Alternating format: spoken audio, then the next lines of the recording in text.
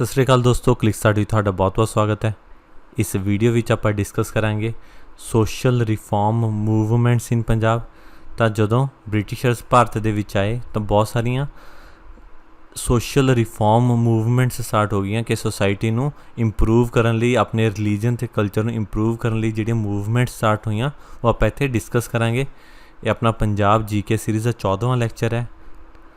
ਤਾਂ ਜੇ ਤੁਹਾਨੂੰ ਇਸ ਲੈਕਚਰ ਦੀ PDF ਚਾਹੀਦੀ ਹੈ ਤਾਂ ਸਾਡੇ ਟੈਲੀਗ੍ਰਾਮ ਚੈਨਲ 'ਤੇ ਜਾ ਸਕਦੇ ਹੋ, ਅਤੇ ਜੇ ਤੁਹਾਨੂੰ ਕੋਈ ਡਾਊਟ ਹੈ ਤਾਂ ਸਾਨੂੰ ਇੰਸਟਾਗ੍ਰਾਮ 'ਤੇ ਮੈਸੇਜ ਕਰ ਸਕਦੇ ਹੋ। ਤਾਂ ਗੱਲ ਕਰਦੇ ਹਾਂ ਸੋਸ਼ਲ ਰਿਫਾਰਮ ਮੂਵਮੈਂਟਸ ਦੀ। ਇਹਨਾਂ ਦੀ ਕੁਝ ਬੇਸਿਕ ਇਨਫੋਰਮੇਸ਼ਨਸ ਨੇ, ਉਹਨਾਂ ਵਿੱਚੋਂ ਹੀ ਕੁਐਸਚਨ ਪੁੱਛਿਆ ਜਾਂਦਾ ਹੈ ਅਤੇ ਕਾਫੀ ਈਜ਼ੀ ਕੁਐਸਚਨ ਆਉਂਦਾ ਹੈ। ਤਾਂ ਆਪਾਂ ਇਹਨਾਂ ਦੀ ਉਰੇ ਕਹਾਣੀਆਂ ਨਹੀਂ ਡਿਸਕਸ ਕਰਾਂਗੇ ਜਿਨ੍ਹਾਂ ਵਿੱਚੋਂ ਕੁਐਸਚਨ ਨਹੀਂ ਆਉਂਦਾ। ਆਪਾਂ ਜਨਰਲੀ ਇੰਪੋਰਟੈਂਟ ਪੁਆਇੰਟਸ ਡਿਸਕਸ ਕਰਾਂਗੇ ਟੇਬਲ ਫਾਰਮ ਦੇ ਵਿੱਚ, ਤਾਂ ਕਿ ਤੁਹਾਡਾ ਕੁਐਸਚਨ ਈਜ਼ੀਲੀ ਸੋਲਵ ਹੋ ਜਾਵੇ ਜੇ ਤੁਸੀਂ ਇਹਨੂੰ ਚੰਗੀ ਤਰ੍ਹਾਂ ਦੇਖ ਲਵੋ। ਤਾਂ ਸਟਾਰਟ ਕਰਦੇ ਹਾਂ ਨਿਰੰਕਾਰੀ ਮੂਵਮੈਂਟ ਤੋਂ। ਤਾਂ ਨਿਰੰਕਾਰੀ ਮੂਵਮੈਂਟ ਹੈ ਜਿਹੜੀ ਉਹ ਸਟਾਰਟ ਕੀਤੀ ਸੀ ਬਾਬਾ ਦਿਆਲ ਦਾਸ ਨੇ। ਬਾਬਾ ਦਿਆਲ ਦਾਸ ਫਾਊਂਡਰ ਬਹੁਤ ਇੰਪੋਰਟੈਂਟ ਹੈ ਸਾਰੀਆਂ ਹੀ ਮੂਵਮੈਂਟਸ ਦਾ।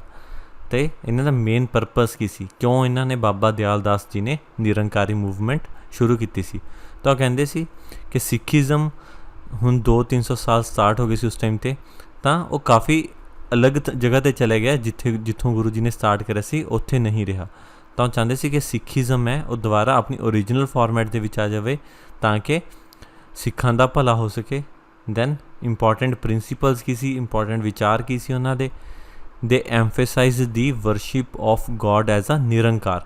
ਤਾਂ ਉਹ ਕਹਿੰਦੇ ਸੀ ਰੱਬ ਨੂੰ ਨਿਰੰਕਾਰ ਹੀ ਰਹਿਣ ਦਿਓ, ਰੱਬ ਦੀ ਪੂਜਾ ਕਰਨੀ ਹੈ ਤਾਂ ਰੱਬ ਦਾ ਕੋਈ ਆਕਾਰ ਨਹੀਂ ਹੋਣਾ ਚਾਹੀਦਾ, ਮੂਰਤੀਆਂ ਦੀ ਪੂਜਾ ਕਰਨੀ ਬੰਦ ਕਰੋ।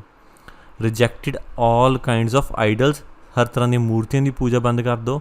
ਦ ਰਿਚੁਅਲਸ ਐਸੋਸੀਏਟਿਡ ਵਿਦ ਆਈਡੋਲੇਟਰੀ, ਕੋਈ ਵੀ ਆਪਾਂ ਰਿਚੁਅਲ ਹੈ, ਕੋਈ ਵੀ ਆਪਣਾ ਤਰੀਕਾ ਜਿਹਦੇ ਤਰੀਕੇ ਨਾਲ ਮੂਰਤੀਆਂ ਦੀ ਪੂਜਾ ਕੀਤੀ ਜਾਂਦੀ ਉਹ ਵੀ ਬੰਦ ਕਰੋ। ਐਂਡ ਆਲਸੋ ਵਿਦ ਦੀ ਬ੍ਰਾਹਮਣ ਪ੍ਰੀਸਟ, ਅਤੇ ਜਿਹੜੇ ਪੰਡਿਤ ਨੇ ਜਿਹੜੇ ਬਹੁਤ ਸਾਰੇ ਪੂਜਾ ਅਰਚਨਾ ਕਰਦੇ ਨੇ ਉਹਨਾਂ ਨੂੰ ਵੀ ਬੰਦ ਕੀਤਾ ਜਾਵੇ।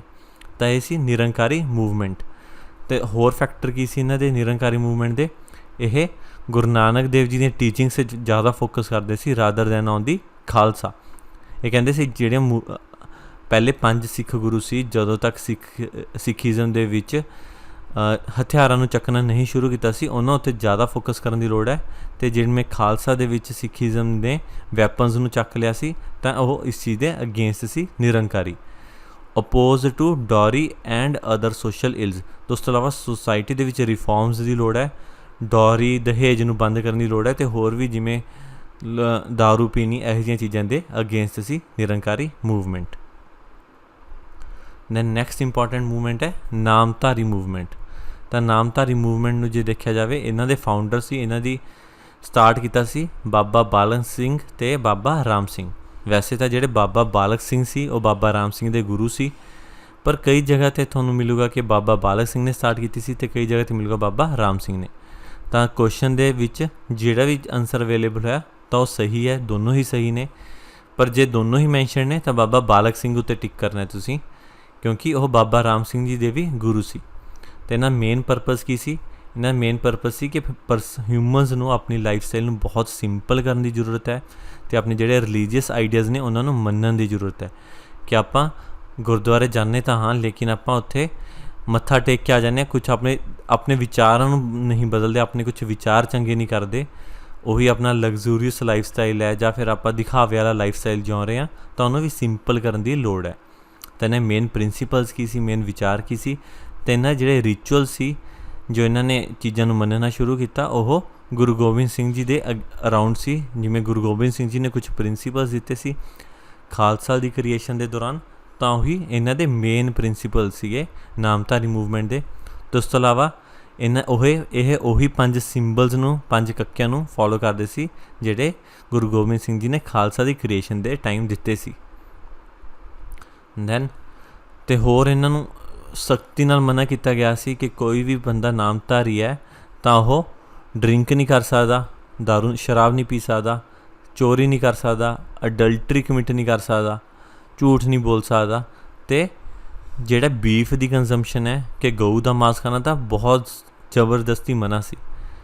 ਅਤੇ ਇਸੇ ਤਰੀਕੇ ਨਾਲ ਪ੍ਰੋਟੈਕਸ਼ਨ ਆਫ ਕੈਟਲ, ਕਿ ਕੋਈ ਵੀ ਗਊਆਂ ਨੇ ਜਾਂ ਕੋਈ ਵੀ ਕੈਟਲ ਹੈ ਉਹਨਾਂ ਦੀ ਪ੍ਰੋਟੈਕਸ਼ਨ ਕਰਨਾ ਬਹੁਤ ਜ਼ਰੂਰੀ ਹੈ, ਨਾਮਧਾਰੀਜ਼ ਲਈ। ਅਤੇ ਇਹ ਆਪਦੀ ਜਦੋਂ ਵੀ ਮੀਟਿੰਗਸ ਹੁੰਦੀਆਂ ਸੀ ਤਾਂ ਕੁੱਕਾਂ ਮਾਰਦੇ ਹੁੰਦੇ ਸੀ, ਤਾਂ ਇਹਨਾਂ ਨੂੰ ਇਸੇ ਕਰਕੇ ਕਿਹਾ ਜਾਂਦਾ ਕੁੱਕਾ ਮੂਵਮੈਂਟ ਵੀ ਕਿਹਾ ਜਾਂਦਾ। ਦੈਨ ਨੈਕਸਟ ਮੂਵਮੈਂਟ ਹੈ ਰਾਧਾ ਸਵਾਮੀ ਮੂਵਮੈਂਟ। ਤਾਂ ਜਿਹੜੀ ਰਾਧਾ ਸਵਾਮੀ ਮੂਵਮੈਂਟ ਹੈ ਇਹਨਾਂ ਦੇ ਫਾਊਂਡਰ ਸੀ ਸ਼ਿਵ ਦਿਆਲ। ਤਾਂ ਆਗਰਾ ਦੇ ਵਿੱਚ ਇੱਕ ਬੈਂਕਰ ਸੀ ਜਿਹਦਾ ਨਾਮ ਸੀ ਸ਼ਿਵ ਦਿਆਲ, ਤਾਂ ਉਹਨਾਂ ਨੇ ਸਟਾਰਟ ਕਰੀ ਸੀ ਰਾਧਾ ਸਵਾਮੀ ਮੂਵਮੈਂਟ। ਤਾਂ ਬੇਸਿਕਲੀ ਮੂਵਮੈਂਟ ਪੰਜਾਬ ਦੇ ਬਿਆਸ ਦੀ ਨਹੀਂ ਹੈ, ਇਹ ਹੈਗੀ ਹੈ ਆਗਰਾ ਦੀ। ਤਾਂ ਇਹਨਾਂ ਮੇਨ ਪਰਪਸ ਕੀ ਸੀ, ਤਾਂ ਮੇਨ ਮੂਵਮੈਂਟ ਸਟਾਰਟ ਕਰਨ ਦਾ ਰੀਜ਼ਨ ਸੀਗਾ ਕਿ ਚਾਹੁੰਦੇ ਸੀ ਕਿ ਲੋਕਾਂ ਦਾ ਲਾਈਫ ਸਟਾਈਲ ਪਿਓਰ ਹੋ ਜਾਵੇ ਅਤੇ ਮੋਰਲੀ ਉੱਚਾ ਹੋਵੇ, ਕਿ ਉਹਨਾਂ ਦੇ ਆਦਰਸ਼ ਉੱਚੇ ਹੋਣ, ਉਹਨਾਂ ਦੇ ਵਿਚਾਰ ਉੱਚੇ ਹੋਣ ਅਤੇ ਰਹਿਣ ਦਾ ਸਟਾਈਲ ਬਿਲਕੁਲ ਸਿੰਪਲ ਹੋਵੇ। ਅਤੇ ਇਹਨਾਂ ਮੇਨ ਪ੍ਰਿੰਸੀਪਲਸ ਕੀ ਸੀ, ਮੇਨ ਵਿਚਾਰ ਕੀ ਸੀ, ਤਾਂ ਇਹ ਕੀ ਕਹਿੰਦੇ ਸੀ ਕਿ ਜਿਹੜਾ ਰੱਬ ਹੈ ਇਹ ਦੋ ਚੀਜ਼ਾਂ ਦੀ ਯੂਨੀਅਨ ਹੈ। Described God as a union between the Radha, ਇੱਕ ਰਾਧਾ ਦੈਟ ਇਜ਼ ਆਤਮਾ, ਜਿਹੜੀ ਹਰੇਕ ਪਰਸਨ ਦੇ ਵਿੱਚ ਆਤਮਾ ਹੈ ਉਹ ਰਾਧਾ ਹੈ, ਅਤੇ ਜਿਹੜਾ ਰੱਬ ਹੈ ਉਹ ਸਵਾਮੀ ਹੈ, ਉਹ ਮਾਸਟਰ ਹੈ। ਤਾਂ ਇਸ ਕਰਕੇ ਜਿਹੜੇ ਹਿਊਮਨਸ ਨੇ ਉਹਨਾਂ ਨੂੰ ਰਾਧਾ ਸਵਾਮੀ ਦੇ ਉੱਤੇ ਧਿਆਨ ਦੇਣਾ ਚਾਹੀਦਾ ਹੈ, ਆਪਣੀ ਆਤਮਾ ਅਤੇ ਰੱਬ, ਇਹਨਾਂ ਦੋਹਾਂ ਚੀਜ਼ਾਂ ਉੱਤੇ ਧਿਆਨ ਦੇਣਾ ਚਾਹੀਦਾ। ਅਤੇ ਇਹਨਾਂ ਦੇ ਮੇਨ ਪ੍ਰਿੰਸੀਪਲਸ ਹੋਰ ਕੀ ਸੀ ਕਿ ਇਹ ਸਿੱਖੀਜ਼ਮ ਦੇ ਵਿੱਚ ਬਿਲੀਵ ਤਾਂ ਕਰਦੇ ਸੀ, ਪਰ ਆਰਥੋਡੋਕਸ ਸਿੱਖੀਜ਼ਮ ਦੇ ਵਿੱਚ ਬਿਲੀਵ ਨਹੀਂ ਕਰਦੇ ਸੀ। ਆਰਥੋਡੋਕਸ ਸਿੱਖੀਜ਼ਮ ਦਾ ਮਤਲਬ ਕਿ ਸਾਰੀਆਂ ਸਿੱਖਾਂ ਦੀਆਂ ਜਿੰਨੀਆਂ ਵੀ ਅਖੰਡ ਕੀ ਕਹਿੰਦੇ ਆਪਾਂ ਉਹਨਾਂ ਨੂੰ, ਜਿਹੜੀਆਂ ਸਾਰੀਆਂ ਟੀਚਿੰਗਸ ਨੇ ਸਿੱਖਾਂ ਦੀਆਂ, ਸਾਰੇ ਗੁਰੂ ਦੀਆਂ, ਉਹਨਾਂ ਉੱਤੇ ਵਿਸ਼ਵਾਸ ਨਹੀਂ ਕਰਦੇ ਸੀ, ਪਰ ਕੁਛ ਟੀਚਿੰਗਸ ਨੂੰ ਇਹ ਮੰਨਦੇ ਸੀ। ਅਤੇ ਉਸ ਤੋਂ ਇਲਾਵਾ ਇਹ ਬਿਲੀਵ ਕਰਦੇ ਸੀ ਕਿ ਲਿਵਿੰਗ ਗੁਰੂ ਹੁੰਦੇ ਨੇ, ਕਿ ਜਿਹੜੇ ਹੁਣ ਇਸ ਟਾਈਮ ਦੇ ਰਾਧਾ ਸਵਾਮੀ ਦੇ ਗੁਰੂ ਨੇ ਉਹ ਰੱਬ ਦਾ ਹੀ ਰੂਪ ਨੇ, ਲਿਵਿੰਗ ਗੁਰੂ ਨੇ ਅੱਜ ਦੇ ਟਾਈਮ ਦਾ। ਅਤੇ ਇੱਕ ਦੂਜੇ ਨੂੰ ਗ੍ਰੀਟ ਕਰਦੇ ਸੀ with the words Radha Swami. ਤਾਂ ਜਦੋਂ ਹੀ ਰਾਧਾ ਸਵਾਮੀ ਮੂਵਮੈਂਟ ਵਾਲੇ ਲੋਕ ਇੱਕ ਦੂਜੇ ਨੂੰ ਮਿਲਦੇ ਨੇ ਤਾਂ ਇੱਕ ਦੂਜੇ ਨੂੰ ਉਹ ਰਾਧਾ ਸਵਾਮੀ ਕਹਿੰਦੇ ਸੀ, ਸਤਿ ਸ੍ਰੀ ਅਕਾਲ ਕਹਿਣ ਦੀ ਥਾਂ 'ਤੇ। ਤਾਂ ਹੋਰ ਉਸ ਤੋਂ ਇਲਾਵਾ ਇਹ ਕੋਈ ਕੀਰਤਨ ਨਹੀਂ ਕਰਦੇ ਸੀ, ਜਿਵੇਂ ਸਿੱਖੀਜ਼ਮ ਦੇ ਵਿੱਚ ਕੀਰਤਨਾਂ ਦੇ ਉੱਤੇ ਬਹੁਤ ਮਹੱਤਵ ਦਿੱਤਾ ਜਾਂਦਾ ਹੈ, ਗੁਰਦੁਆਰਿਆਂ ਦੇ ਵਿੱਚ ਕੀਰਤਨ ਚੱਲਦੇ ਰਹਿੰਦੇ ਨੇ। ਤਾਂ ਇਹ ਕਹਿੰਦੇ ਸੀ ਕਿ ਕੀਰਤਨ ਕਰਨ ਨਾਲ, ਮਿਊਜ਼ਿਕ ਵੱਜਣ ਨਾਲ ਪਰਸਨਸ ਦਾ ਧਿਆਨ ਹਟ ਜਾਂਦਾ ਕੰਮ ਤੋਂ, ਤਾਂ ਕੀਰਤਨ ਨਹੀਂ ਕਰਦੇ ਸੀ ਇਹ। ਉਸ ਤੋਂ ਇਲਾਵਾ ਇਹਨਾਂ ਦਾ ਜਿਹੜਾ ਮੇਨ ਡਾਕਟਰਿਨ ਸੀ ਉਹਨਾਂ ਵਿੱਚ ਦੋਨੋਂ ਐਲੀਮੈਂਟ ਸੀ, ਹਿੰਦੂਇਜ਼ਮ ਦੇ ਵੀ ਸਿੱਖੀਜ਼ਮ ਦੇ ਵੀ। ਤਾਂ ਕੁਛ ਪ੍ਰਿੰਸੀਪਲਸ ਇਹਨਾਂ ਦੇ ਹਿੰਦੂਇਜ਼ਮ ਤੋਂ ਸੀ ਅਤੇ ਕੁਛ ਸਿੱਖੀਜ਼ਮ ਤੋਂ ਸੀ। ਅਤੇ ਜੇ ਗੱਲ ਕਰੀਏ ਤਾਂ ਇਹ ਲਿਵਿੰਗ ਗੁਰੂਜ਼ ਦੇ ਵਿੱਚ ਵਿਸ਼ਵਾਸ ਰੱਖਦੇ ਨੇ ਕਿ ਜਿਹੜਾ ਗੁਰੂ ਹੈ ਉਹ ਲਿਵਿੰਗ ਹੈ। ਤਾਂ ਜਿਵੇਂ ਸਿੱਖੀਜ਼ਮ ਦੇ ਵਿੱਚ ਆਪਾਂ ਕਹਿੰਦੇ ਹਾਂ ਕਿ 10ਵੇਂ ਗੁਰੂ ਤੋਂ ਬਾਅਦ ਗੁਰੂ ਪ੍ਰਥਾ ਬੰਦ ਕਰ ਦਿੱਤੀ ਅਤੇ ਗੁਰੂ ਅਖੰਡ ਪਾਠ ਜੀ ਨੂੰ ਹੀ ਮੇਨ ਗੁਰੂ ਠਹਿਰਾ ਦਿੱਤਾ। ਤਾਂ ਇਸ ਦੇ ਵਿੱਚ ਇਸ ਤਰ੍ਹਾਂ ਨਹੀਂ ਹੈ, ਇਸ ਦੇ ਵਿੱਚ ਬਿਆਸ ਦਾ ਜਿਹੜਾ ਸੈਂਟਰ ਬਣ ਗਿਆ ਦੁਆਰਾ, ਇੱਕ ਤਾਂ ਆਗਰੇ ਦਾ ਸੈਂਟਰ ਸੀ ਅਤੇ ਦੂਸਰਾ ਸੈਂਟਰ ਬਣਾ ਦਿੱਤਾ ਗਿਆ ਬਿਆਸ ਦਾ। ਤਾਂ ਜਿਹੜਾ ਬਿਆਸ ਦਾ ਸੈਂਟਰ ਸੀ ਉਹਦੇ ਵਿੱਚ ਲਿਵਿੰਗ ਗੁਰੂ ਨੇ, ਪਹਿਲਾਂ ਜੈਮਲ ਸਿੰਘ ਬਣੇ, ਦੈਨ ਫਿਰ ਸਾਵਨ ਸਿੰਘ ਗਰੇਵਾਲ ਬਣੇ, ਫਿਰ ਜਗਤ ਸਿੰਘ ਅਤੇ ਫਿਰ ਚਰਨ ਸਿੰਘ। ਅਤੇ ਇਸ ਤਰੀਕੇ ਨਾਲ ਇੱਕ ਗੁਰੂ ਪ੍ਰਥਾ ਇਹਨਾਂ ਦੇ ਵਿੱਚ ਚੱਲਦੀ ਆ ਰਹੀ ਹੈ। ਦੈਨ ਨੈਕਸਟ ਗੱਲ ਕਰਦੇ ਹਾਂ ਸਿੰਘ ਸਭਾ ਮੂਵਮੈਂਟ ਦੀ। ਜਿਹੜੀ ਇਹ ਸਿੰਘ ਸਭਾ ਮੂਵਮੈਂਟ ਹੈ ਇਹ ਸਟਾਰਟ ਹੋਈ ਸੀ, ਇਹ ਫਾਊਂਡ ਕੀਤੀ ਗਈ ਸੀ ਇਨ ਦੀ ਈਅਰ 1873 1873 ਦੇ ਵਿੱਚ। ਅਤੇ ਇਹਨਾਂ ਦੀ ਪਹਿਲੀ ਮੀਟਿੰਗ ਹੋਈ ਸੀ ਅੰਮ੍ਰਿਤਸਰ ਦੇ ਵਿੱਚ। ਅਤੇ ਇਹਨਾਂ ਮੇਨ ਪਰਪਸ ਕੀ ਸੀ ਮੀਟਿੰਗ ਕਰਨ ਦਾ, ਮੂਵਮੈਂਟ ਚਲਾਉਣ ਦਾ, restoring Sikhism to its past purity. ਤਾਂ ਕਹਿੰਦੇ ਕਿ ਸਿੱਖਾਂ ਦੇ ਵਿੱਚ ਬਹੁਤ ਸਾਰੇ ਐਬ ਆ ਗਏ ਨੇ, ਬਹੁਤ ਸਾਰੀਆਂ ਗਲਤ ਚੀਜ਼ਾਂ ਆ ਗਈਆਂ ਨੇ, ਤਾਂ ਉਹਨਾਂ ਨੂੰ ਖ਼ਤਮ ਕਰਕੇ ਸਿੱਖੀਜ਼ਮ ਨੂੰ ਪੁਰਾਣੀ ਪਿਓਰਿਟੀ 'ਤੇ ਲੈ ਕੇ ਜਾ ਸਕੀਏ, ਜਿਹੜੇ ਸਿੱਖਾਂ ਦੇ ਗੁਰੂ ਦੀ ਟੀਚਿੰਗਸ ਨੂੰ ਮੰਨਦੇ ਹੋਣ। ਤਾਂ ਇਹਨਾਂ ਮੇਨ ਪ੍ਰਿੰਸੀਪਲਸ ਕੀ ਸੀ, ਮੇਨ ਵਿਚਾਰ ਕੀ ਸੀ, ਤਾਂ ਇੱਕ ਸੀ ਇਹਨਾਂ ਦਾ ਮੇਨ ਵਿਚਾਰ ਕਿ ਪੰਜਾਬੀ ਨੂੰ ਯੂਜ਼ ਕੀਤਾ ਜਾਵੇ ਲੈਂਗੁਏਜ ਨੂੰ ਪ੍ਰੋਪੇਗੇਟ ਕਰਨ ਦੇ ਵਿੱਚ, ਨੌਲੇਜ ਨੂੰ ਪ੍ਰੋਪੇਗੇਟ ਕਰਨ ਦੇ ਵਿੱਚ, ਕਿ ਜਿਹੜਾ ਵੀ ਆਪਣਾ ਹੁਣ ਦਾ ਲਿਟਰੇਚਰ ਹੈ ਉਹ ਪੰਜਾਬੀ ਦੇ ਵਿੱਚ ਹੋਵੇ। ਅਤੇ ਇਹਨਾਂ ਨੇ ਬਹੁਤ ਸਾਰੀਆਂ ਬੁੱਕਸ ਵੀ ਪਬਲਿਸ਼ ਕਰੀਆਂ ਇਸ ਪ੍ਰਿੰਸੀਪਲ ਕਰਕੇ। ਅਤੇ ਉਸ ਤੋਂ ਇਲਾਵਾ ਇਹਨਾਂ ਨੇ ਮਾਡਰਨ ਐਜੂਕੇਸ਼ਨ ਨੂੰ ਪ੍ਰਮੋਟ ਕੀਤਾ, ਮਾਡਰਨ ਵਿਚਾਰਾਂ ਨੂੰ ਪ੍ਰਮੋਟ ਕੀਤਾ। ਉਸ ਤੋਂ ਇਲਾਵਾ removal of ਆਈਡਲਸ from Darbar Sahib.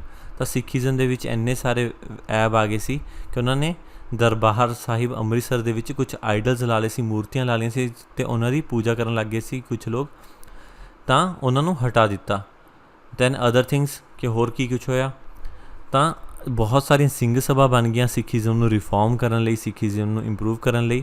ਤਾਂ ਇਹਨਾਂ ਸਾਰੀਆਂ ਸਿੱਖੀਜ਼ਮ ਦੀਆਂ ਜਿਹੜੀਆਂ ਸਿੰਘ ਸਭਾ ਮੂਵਮੈਂਟ ਸੀ ਅਲੱਗ-ਅਲੱਗ ਡਿਸਟ੍ਰਿਕਟ ਦੇ ਵਿੱਚ ਅਲੱਗ-ਅਲੱਗ ਸੀ, ਤਾਂ ਉਹਨਾਂ ਨੂੰ ਇਕੱਠਾ ਕਰਨ ਲਈ, ਇੱਕ ਸਮੂਹਿਕ ਨਾਮ ਦੇਣ ਲਈ ਇਹਨਾਂ ਨੇ ਖਾਲਸਾ ਦੀਵਾਨ ਅੰਮ੍ਰਿਤਸਰ ਬਣਾਇਆ ਇਨ April 1880।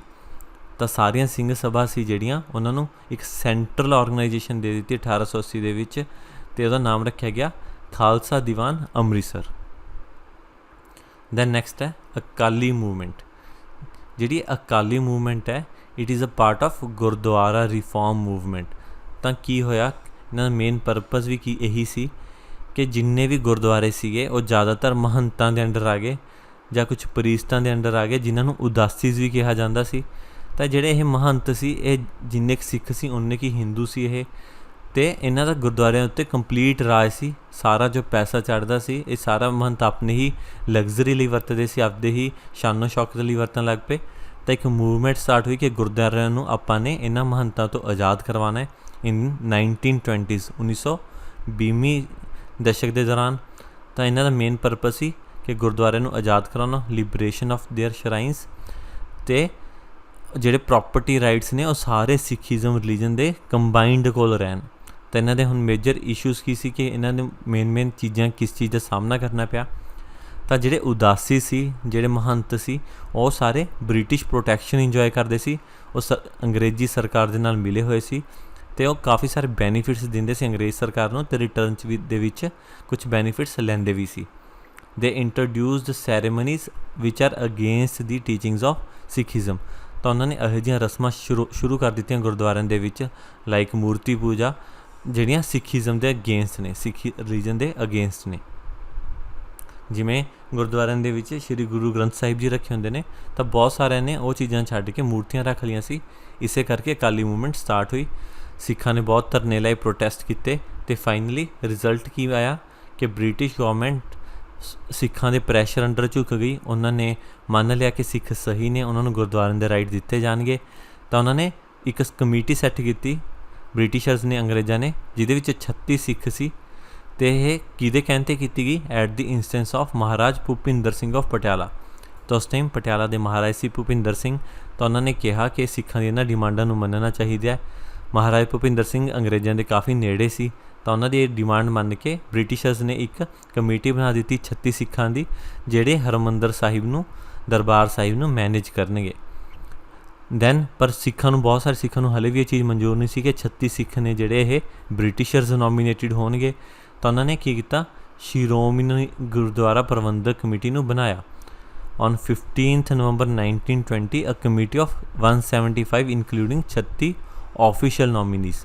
ਤਾਂ 175 ਮੈਂਬਰਸ ਦੀ ਕਮੇਟੀ ਬਣਾਈ ਗਈ, ਜਿਹਦੇ ਵਿੱਚ 36 ਆਫੀਸ਼ੀਅਲ ਮੈਂਬਰਸ ਵੀ ਸੀ। ਅਤੇ ਇਸ ਕਮੇਟੀ ਨੂੰ ਨਾਮ ਦਿੱਤਾ ਗਿਆ Shiromani Gurdwara Prabandhak committee for the management of Sikh shrines. ਤਾਂ ਜਿਹੜੀ ਸਾਰੀਆਂ ਜਿੰਨੀਆਂ ਵੀ ਸਿੱਖਾਂ ਦੇ ਗੁਰਦੁਆਰੇ ਨੇ ਉਹਨਾਂ ਨੂੰ ਮੈਨੇਜ ਕਰੂਗੀ, ਉਹ ਸੀ SGPC ਦੀ ਬਣਾਈ ਗਈ 1920 ਦੇ ਵਿੱਚ ਅੰਡਰ ਦੀ ਅਕਾਲੀ ਮੂਵਮੈਂਟ। ਅਤੇ ਜੇ ਇੰਪੋਰਟੈਂਟ ਪਰਸਨਸ ਦੇਖੀ ਜਾਵੇ ਤਾਂ ਅਕਾਲੀ ਮੂਵਮੈਂਟ ਨਾਲ ਜਿਹੜੇ ਰਿਲੇਟਿਡ ਸੀ, ਇੱਕ ਸੀ ਸੁੰਦਰ ਸਿੰਘ ਮਜੀਠਾ, ਜਿਹੜੇ SGPC ਦੇ ਪ੍ਰੈਜ਼ੀਡੈਂਟ ਬਣਾ ਦਿੱਤੇ ਗਏ। ਦੂਜੇ ਸੀ ਹਰਬੰਸ ਸਿੰਘ ਆਫ ਅਟਾਰੀ, ਉਹਨਾਂ ਨੂੰ ਵਾਈਸ ਪ੍ਰੈਜ਼ੀਡੈਂਟ ਬਣਾ ਦਿੱਤਾ ਗਿਆ। ਅਤੇ ਤੀਜੇ ਸੀ ਭਾਈ ਜੋਧ ਸਿੰਘ, ਜਿਨ੍ਹਾਂ ਨੂੰ ਸੈਕਟਰੀ ਬਣਾ ਦਿੱਤਾ ਗਿਆ। ਅਤੇ 3 ਇੰਪੋਰਟੈਂਟ ਪਰਸਨ ਸੀ, ਸੁੰਦਰ ਸਿੰਘ ਮਜੀਠੀਆ, ਹਰਬੰਸ ਸਿੰਘ ਅਟਾਰੀ ਵਾਲੇ, ਅਤੇ ਭਾਈ ਜੋਧ ਸਿੰਘ। ਅਤੇ ਉਸ ਤੋਂ ਇਲਾਵਾ ਇਸ ਮੂਵਮੈਂਟ ਦੇ ਦੌਰਾਨ ਬਹੁਤ ਸਾਰੇ ਮੋਰਚੇ ਹੋਏ, ਬਹੁਤ ਸਾਰੇ ਮੈਸੇਕਰ ਹੋਏ, ਜਦੋਂ ਪੁਲਿਸ ਦੀ ਹੈਲਪ ਨਾਲ ਜਾਂ ਫਿਰ ਗੁੰਡਿਆਂ ਦੀ ਹੈਲਪ ਨਾਲ ਮਹੰਤਾਂ ਨੇ ਆਪਣੇ ਗੁਰਦੁਆਰਿਆਂ ਨੂੰ ਦਾ ਕੰਟਰੋਲ ਸਿੱਖਾਂ ਨੂੰ ਦੇਣ ਤੋਂ ਬਚਾਉਣ ਦੀ ਕੋਸ਼ਿਸ਼ ਕੀਤੀ।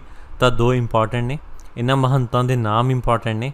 ਤਾਂ ਇੱਕ ਸੀ ਨਾਰਾਇਣ ਦਾਸ, ਜਿਹੜਾ ਨਨਕਾਣਾ ਸਾਹਿਬ ਮੈਸੇਕਰ ਦੇ ਵਿੱਚ ਮਹੰਤ ਸੀ। ਤਾਂ ਨਨਕਾਣਾ ਸਾਹਿਬ ਜਿਹੜਾ ਗੁਰਦੁਆਰਾ ਸੀ ਉਹ ਨਾਰਾਇਣ ਦਾਸ ਮਹੰਤ ਕੋਲ ਸੀ, ਅਤੇ ਉਸਨੇ ਸਿੱਖਾਂ ਦੇ ਜੱਥਿਆਂ ਉੱਤੇ ਕਾਫੀ ਵਾਰ ਅਟੈਕ ਕਰਵਾਏ। ਅਤੇ ਦੂਸਰਾ ਮਹੰਤ ਹੈ ਸੁੰਦਰ ਦਾਸ, ਜਿਹੜਾ ਗੁਰੂ ਕਾ ਬਾਗ ਮੋਰਚਾ ਦੌਰਾਨ, ਜਿਹੜਾ ਗੁਰੂ ਕਾ ਬਾਗ ਗੁਰਦੁਆਰਾ ਹੈ ਉੱਥੇ ਮਹੰਤ ਸੀ। ਤਾਂ ਇਹ 2 ਪਰਸਨਸ ਦੇ ਨਾਮ ਯਾਦ ਰੱਖ ਲੈਣਾ, ਇਹ ਜ਼ਰੂਰੀ ਨੇ, ਨਾਰਾਇਣ ਦਾਸ ਅਤੇ ਸੁੰਦਰ ਦਾਸ। ਦੈਨ ਨੈਕਸਟ ਹੈ ਬੱਬਰ ਅਕਾਲੀ ਮੂਵਮੈਂਟ। ਤਾਂ ਬੱਬਰ ਇਹ ਵਰਡ ਬੱਬਰ ਸ਼ੇਰ ਤੋਂ ਆਇਆ ਕਿ ਜਿਹੜੇ ਬਹੁਤ ਹੀ ਜ਼ਿਆਦਾ ਬਰੇਵ ਨੇ। ਤਾਂ ਇਹਨਾਂ ਨੂੰ ਫਾਊਂਡ ਕਿਵੇਂ ਕੀਤਾ ਗਿਆ ਸੀ, ਇਹ ਇੱਕ ਸਪਲਿੰਟਰ ਗਰੁੱਪ ਸੀ ਅਕਾਲੀ ਮੂਵਮੈਂਟ ਦਾ। ਤਾਂ ਅਕਾਲੀ ਮੂਵਮੈਂਟ ਸੀ ਉਹ ਪੂਰੀ ਪੀਸਫੁਲ ਸੀ, ਉਹ ਪ੍ਰੋਟੈਸਟਾਂ ਦੇ ਵਿੱਚ ਬਿਲਕੁਲ ਪੀਸਫੁਲੀ ਕੰਮ ਕਰਦੇ ਸੀ। ਚਾਹੇ ਉਹਨਾਂ ਦੇ ਉੱਤੇ ਅਟੈਕ ਕੀਤੇ ਜਾਂਦੇ, ਉਹਨਾਂ ਦਾ ਕਤਲ ਕਰ ਦਿੱਤਾ ਜਾਂਦਾ, ਪਰ ਫਿਰ ਵੀ ਉਹ ਕੋਈ ਵੀ ਵੈਪਨਸ ਨਹੀਂ ਚੱਕਦੇ ਸੀ। ਤਾਂ ਕੁਛ ਸਿੱਖੇ ਤੋਂ ਡਿਸਲਾਈਨ ਹੋ ਗਏ, ਉਹ ਕਹਿੰਦੇ ਕਿ ਆਪਾਂ ਐਵੇਂ ਹੀ ਕੁੱਟ ਖਾਈ ਜਾ ਰਹੇ ਹਾਂ, ਆਪਾਂ ਐਵੇਂ ਮਾਰ ਖਾਈ ਜਾ ਰਹੇ ਹਾਂ ਮਹੰਤਾਂ ਤੋਂ ਜਾਂ ਅੰਗਰੇਜ਼ਾਂ ਤੋਂ। ਤਾਂ ਆਪਾਂ ਨੂੰ ਅਟੈਕ ਕਰਨ ਦੀ ਜ਼ਰੂਰਤ ਹੈ, ਆਪਾਂ ਨੂੰ ਵਾਇਲੈਂਸ ਨੂੰ ਕਰਨ ਦੀ ਜ਼ਰੂਰਤ ਹੈ। ਅਤੇ ਸਪਲਿੰਟਰ ਗਰੁੱਪ ਨਿਕਲਿਆ ਅਕਾਲੀ ਮੂਵਮੈਂਟ ਤੋਂ, ਜਿਨ੍ਹਾਂ ਦਾ ਪਰਪਸ ਕੀ ਸੀ, adopted violence to end British rule as well as to promote religious interest.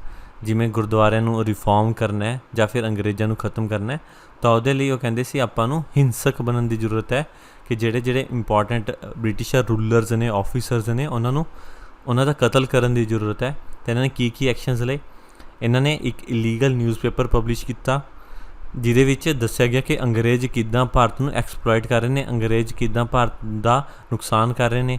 ਤਾਂ ਬਹੁਤ ਸਾਰੇ ਇਨਫੋਰਮਰਸ ਅਤੇ ਗੌਰਮੈਂਟ ਆਫੀਸ਼ੀਅਲਸ ਨੂੰ ਵੀ ਇਹਨਾਂ ਨੇ ਮਾਰ ਦਿੱਤਾ। ਲਾਈਕ ਜਿਵੇਂ ਭਾਰਤੀ ਕੁਛ ਇਨਫੋਰਮ ਕਰਦੇ ਸੀ ਕਿ ਭਾਰਤੀ ਇਹ ਐਕਟੀਵਿਟੀਜ਼ ਕਰਨ ਵਾਲੇ ਨੇ, ਤਾਂ ਉਹਨਾਂ ਨੂੰ ਵੀ ਇਹਨਾਂ ਨੇ ਬਹੁਤ ਸਾਰਿਆਂ ਨੂੰ ਕਤਲ ਕਰ ਦਿੱਤਾ। ਇਹਦੇ ਵਿੱਚ ਇੰਪੋਰਟੈਂਟ ਕੀ ਹੈ ਕਿ ਇਹਨਾਂ ਦੇ ਐਸੋਸੀਏਟਿਡ ਪਰਸਨਸ ਕੀ ਨੇ, ਇਸ ਦੇ ਉੱਤੇ ਕੁਐਸਚਨ ਪੁੱਛਿਆ ਜਾ ਸਕਦਾ ਹੈ। ਅਤੇ ਇੰਪੋਰਟੈਂਟ ਪਰਸਨ ਸੀ ਜਿਹੜੇ ਬੱਬਰ ਅਕਾਲੀ ਮੂਵਮੈਂਟ ਨਾਲ, ਇਹ ਸੀ ਮਾਸਟਰ ਮੋਟਾ ਸਿੰਘ, ਕਿਸ਼ਨ ਸਿੰਘ ਗਰਗਾਜ, ਕਰਮ ਸਿੰਘ ਅਤੇ ਵਰਿਆਮ ਸਿੰਘ ਦੁੱਗਾ। ਮਾਸਟਰ ਮੋਟਾ ਸਿੰਘ, ਕਿਸ਼ਨ ਸਿੰਘ ਗਰਗਾਜ, ਕਰਮ ਸਿੰਘ, ਵਰਿਆਮ ਸਿੰਘ ਦੁੱਗਾ। ਤਾਂ ਕਿਉਂਕਿ ਇਹ ਮਿਲੀਟੈਂਟ ਮੂਵਮੈਂਟ ਸੀ ਤਾਂ ਅੰਗਰੇਜ਼ਾਂ ਨੇ ਬਹੁਤ ਜਲਦੀ, ਬਹੁਤ ਜ਼ਿਆਦਾ ਅਟੈਕਿਵ ਹੋ ਕੇ ਇਸ ਮੂਵਮੈਂਟ ਨੂੰ ਛੇਤੀ ਹੀ ਖਤਮ ਕਰ ਦਿੱਤਾ। ਤਾਂ ਇਸ ਤੋਂ ਇਲਾਵਾ ਆਪਾਂ ਦੇਖ ਲੈਂਦੇ ਕਿਹੜੇ ਇੰਪੋਰਟੈਂਟ ਕੁਐਸਚਨਸ ਆਏ ਹੋਏ ਨੇ ਇਸ ਦੇ ਵਿੱਚੋਂ। ਤਾਂ ਜਿਵੇਂ ਕੁਐਸਚਨ ਆਇਆ ਹੈ ਪੰਜਾਬ PCS 2015 ਦੇ ਪੇਪਰ ਦੇ ਵਿੱਚ ਕਿ ਇੱਕ ਸਾਈਡ ਮੂਵਮੈਂਟਸ ਦਿੱਤੀਆਂ ਹੋਈਆਂ ਨੇ ਕਿਹੜੀਆਂ ਨੇ, ਅਤੇ ਦੂਸਰੀ ਸਾਈਡ ਨਾਮ ਦਿੱਤੇ ਹੋਏ ਨੇ ਕਿ ਕਿਹੜੇ ਪਰਸਨ ਕਿਹਦੇ ਨਾਲ ਐਸੋਸੀਏਟਿਡ ਨੇ। ਤਾਂ ਨਾਮਧਾਰੀ ਦਾ ਆਪਾਂ ਪੜ੍ਹਿਆ ਹੋਇਆ ਹੈ, ਨਿਰੰਕਾਰੀ ਵੀ ਆਪਾਂ ਪੜ੍ਹਿਆ ਹੋਇਆ ਹੈ, ਰਾਧਾ ਸਵਾਮੀ ਪੜ੍ਹਿਆ ਹੋਇਆ ਹੈ, ਆਰਿਆ ਸਮਾਜ। ਦੇਖੋ ਜੇ ਤੁਹਾਨੂੰ ਨਹੀਂ ਵੀ ਪਤਾ ਤਾਂ ਵੀ ਜੇ ਤੁਸੀਂ ਆਨਸਰ ਦੇ ਵਿੱਚ ਦੇਖੋ ਤਾਂ ਇਹਨਾਂ ਨੇ ਸਿੰਪਲੀ ਸਾਰਿਆਂ ਦੇ ਵਿੱਚ ਇੱਕੋ ਹੀ ਆਪਸ਼ਨ ਦਿੱਤਾ ਹੈ, ਦੈਟ ਇਜ਼ ਦਇਆਨੰਦ ਸਰਸਵਤੀ। ਤਾਂ ਤੁਹਾਨੂੰ ਜੇ ਪਤਾ ਨਾ ਵੀ ਹੋਵੇ ਤਾਂ ਵੀ ਤੁਸੀਂ ਆਨਸਰ ਦੇ ਸਕਦੇ ਹੋ, ਪਰ ਤੁਸੀਂ ਆਰਿਆ ਸਮਾਜ ਮੂਵਮੈਂਟ ਕਵਰ ਕਰ ਸਕਦੇ ਹੋ ਜੋ ਤੁਸੀਂ ਭਾਰਤ ਦੀ ਮਾਡਰਨ ਹਿਸਟਰੀ ਨੂੰ ਪੜ੍ਹੋਗੇ, ਜਿਹੜੀ ਬਹੁਤ ਇੰਪੋਰਟੈਂਟ ਹੈ ਸਾਰੇ ਹੀ ਪੇਪਰਸ ਲਈ। ਤਾਂ ਮੈਨੂੰ ਲੱਗਦਾ ਤੁਸੀਂ ਇਹਦਾ ਈਜ਼ੀਲੀ ਆਨਸਰ ਕਰ ਸਕਦੇ ਹੋ, ਅਤੇ ਕਮੈਂਟ ਬਾਕਸ ਦੇ ਵਿੱਚ ਇਹਦਾ ਆਨਸਰ ਜ਼ਰੂਰ ਲਿਖਣਾ। ਦੈਨ ਇੱਕ ਹੋਰ ਕੁਐਸਚਨ ਆਇਆ ਹੈ, ਇਹ ਕੁਐਸਚਨ ਥੋੜ੍ਹਾ ਜਿਹਾ ਡਿਫੀਕਲਟ ਹੈ, ਅਤੇ ਇਹ ਕੁਐਸਚਨ ਸੋਸ਼ਲ ਰਿਫੋਰਮ ਮੂਵਮੈਂਟ ਦੇ ਵਿੱਚੋਂ ਹੀ ਆਇਆ, ਅਕਾਲੀ ਮੂਵਮੈਂਟ ਦੇ ਉੱਤੇ ਕਿ ਜਿਹੜੀ ਅਕਾਲੀ ਮੂਵਮੈਂਟ ਸੀ ਇਹ ਸਟਾਰਟ ਕੀਤੀ ਗਈ ਸੀ objective of freeing the gurdwaras from the control of ਮਹੰਤਾਂ ਤੋਂ ਗੁਰਦੁਆਰਿਆਂ ਨੂੰ ਆਜ਼ਾਦ ਕਰਨ ਲਈ ਇਹ ਮੂਵਮੈਂਟ ਸਟਾਰਟ ਕੀਤੀ ਗਈ ਸੀ। ਤਾਂ ਬਿਲਕੁਲ ਸਹੀ ਹੈ, ਆਪਾਂ ਪੜ੍ਹਿਆ ਸੀ। ਦੈਨ ਮਹੰਤਸ ਵਰ ਲੋਇਲ ਟੂ ਦੀ ਬ੍ਰਿਟਿਸ਼ ਰਿਜਾਈਮ, ਇਹ ਵੀ ਆਪਾਂ ਡਿਸਕਸ ਕਰਿਆ ਸੀ ਕਿ ਜਿਹੜੇ ਮਹੰਤ ਸੀ ਉਹ ਅੰਗਰੇਜ਼ਾਂ ਨੂੰ ਦੇ ਲੋਇਲ ਸੀ, ਅੰਗਰੇਜ਼ਾਂ ਤੋਂ ਬੈਨੀਫਿਟਸ ਲੈਂਦੇ ਸੀ ਅਤੇ ਦਿੰਦੇ ਵੀ ਸੀ ਉਹਨਾਂ ਨੂੰ ਬੈਨੀਫਿਟਸ, ਅਤੇ ਦੋਨੋਂ ਸਟੇਟਮੈਂਟ ਸਹੀ ਨੇ। ਦੈਨ ਥਰਡ ਸਟੇਟਮੈਂਟ ਹੈ, ਇਹ ਥੋੜ੍ਹੀ ਟਫਰ ਸਟੇਟਮੈਂਟ ਹੈ ਕਿ general Dyer ਪ੍ਰੈਪਰੇਟਰ of Jallianwala Bagh ਮੈਸੇਕਰ, ਕਿ ਜਿਹੜਾ ਜਨਰਲ ਡਾਇਰ ਸੀ ਜਿਹਨੇ ਜਲਿਆਂਵਾਲੇ ਬਾਗ ਦੇ ਵਿੱਚ ਗੋਲੀ ਕਾਂਡ ਕਰਿਆ ਸੀ, ਉਹਨੂੰ ਗੋਲਡਨ ਟੈਂਪਲ ਦੇ ਵਿੱਚ ਸ਼੍ਰੀ ਹਰਿਮੰਦਰ ਸਾਹਿਬ ਦੇ ਵਿੱਚ ਔਨਰ ਕੀਤਾ ਗਿਆ ਸੀ, ਉਹਨਾਂ ਨੂੰ ਸਨਮਾਨ ਕੀਤਾ ਗਿਆ ਸੀ। ਹੁਣ ਦੇਖੋ ਜੇ ਜਿਹੜੀ ਇਹੋ ਜਿਹੀ ਸਟੇਟਮੈਂਟ ਹੈ, ਇਹ ਜੇ 1000 ਬੱਚੇ ਪੇਪਰ ਦੇ ਵਿੱਚ ਬੈਠੇ ਨੇ ਤਾਂ ਉਹਨਾਂ 'ਚ 999 ਬੱਚਿਆਂ ਨੂੰ ਇਹ ਸਟੇਟਮੈਂਟ ਨਹੀਂ ਪਤਾ ਹੋਊਗੀ। ਤਾਂ ਇਹ ਸਟੇਟਮੈਂਟ ਦੇ ਵਿੱਚ ਤੁਹਾਨੂੰ ਇੱਕ ਇੰਟੈਲੀਜੈਂਟ ਗੈਸ ਕਰਨਾ ਪੈਂਦਾ ਕਿ ਕਿਹੜੀ ਸਟੇਟਮੈਂਟ ਸਹੀ ਹੋ ਸਕਦੀ ਹੈ। ਤਾਂ ਪਹਿਲਾਂ ਆਪਾਂ ਆਨਸਰ ਦੇਖਦੇ ਹਾਂ। ਆਨਸਰ ਦੇ ਵਿੱਚ ਦਿੱਤਾ ਹੋਇਆ 2 and 3, ਤਾਂ ਆਪਾਂ ਨੂੰ ਪਤਾ ਪਹਿਲੀ ਵੀ ਸਟੇਟਮੈਂਟ ਸਹੀ ਹੈ, ਦੂਜੀ ਵੀ ਸਟੇਟਮੈਂਟ ਸਹੀ ਹੈ, ਤਾਂ ਇਹਦਾ ਮਤਲਬ B ਅਤੇ C ਤਾਂ ਆਪਸ਼ਨ ਹੋ ਹੀ ਨਹੀਂ ਸਕਦੇ। ਦੈਨ ਬਚਿਆ A ਅਤੇ D ਕਿ ਜਾਂ ਪਹਿਲੀਆਂ 2 ਸਟੇਟਮੈਂਟਾਂ ਸਹੀ ਹੈ ਕਿ ਨਾਲ ਤੀਜੀ ਵੀ ਸਟੇਟਮੈਂਟ ਸਹੀ ਹੈ। ਤਾਂ ਆਪਾਂ ਦੇਖੀਏ ਜੇ ਅਕਾਲੀ ਮੂਵਮੈਂਟ ਸਟਾਰਟ ਕਿਉਂ ਹੋਈ ਸੀ, ਤਾਂ ਸਟਾਰਟ ਹੋਣ ਦਾ ਮੇਜਰ ਰੀਜ਼ਨ ਇਹੀ ਸੀ ਕਿ ਅੰਗਰੇਜ਼ਾਂ ਦਾ ਮਹੰਤਾਂ ਦੇ ਥਰੂ ਕੰਟਰੋਲ ਸੀ ਗੁਰਦੁਆਰਿਆਂ ਦੇ ਉੱਤੇ। ਅਤੇ ਇੱਕ ਇੰਟੈਲੀਜੈਂਟ ਗੈਸ ਲਾਇਆ ਜਾ ਸਕਦਾ ਕਿ ਹੋ ਸਕਦਾ ਜਨਰਲ ਡਾਇਰ ਨੂੰ ਸਨਮਾਨਿਤ ਕੀਤਾ ਗਿਆ ਹੋਵੇ, ਸਰੋਪਾ ਭੇਂਟ ਕੀਤਾ ਗਿਆ ਹੋਵੇ ਸ਼੍ਰੀ ਹਰਿਮੰਦਰ ਸਾਹਿਬ ਦੇ ਵਿੱਚ, ਜਦੋਂ ਤੱਕ ਉਹ ਇੱਕ ਹਿਸਾਬ ਨਾਲ ਬ੍ਰਿਟਿਸ਼ਰਸ ਦੇ ਅੰਡਰ ਸੀ। ਤਾਂ ਇਸ ਦਾ ਆਨਸਰ ਇਹਨਾਂ ਦੋਨਾਂ ਵਿੱਚੋਂ ਇੱਕ ਹੋ ਸਕਦਾ ਹੈ। ਤਾਂ ਮੈਂ ਤੁਹਾਨੂੰ ਸਹੀ ਆਨਸਰ ਦੱਸ ਦਿੰਦਾ, ਉਹ D ਹੈ, ਉਹਨਾਂ ਨੂੰ ਸਨਮਾਨਿਤ ਕੀਤਾ ਗਿਆ ਸੀ। ਪਰ ਇੱਥੇ ਥੋੜ੍ਹਾ ਜਿਹਾ ਇੰਟੈਲੀਜੈਂਟ ਗੈਸ ਕਰਨਾ ਹੀ ਪਊਗਾ ਜੇ ਕਿਸੇ ਪੇਪਰ ਦੇ ਵਿੱਚ ਇਹੋ ਜਿਹਾ ਕੁਐਸਚਨ ਆਉਂਦਾ ਹੈ। ਤਾਂ ਕੋਈ ਵੀ ਬੁੱਕ ਦੇ ਵਿੱਚੋਂ ਤੁਹਾਨੂੰ ਇਹ ਡਾਇਰੈਕਟ ਇਨਫੋਰਮੇਸ਼ਨਸ ਨਹੀਂ ਮਿਲ ਸਕਦੀਆਂ ਜਿਹੜੀਆਂ ਇਹੋ ਜਿਹੀਆਂ ਪੇਪਰ ਦੇ ਵਿੱਚ ਪੁੱਛੀਆਂ ਜਾਂਦੀਆਂ ਨੇ। ਧੰਨਵਾਦ ਦੋਸਤੋ।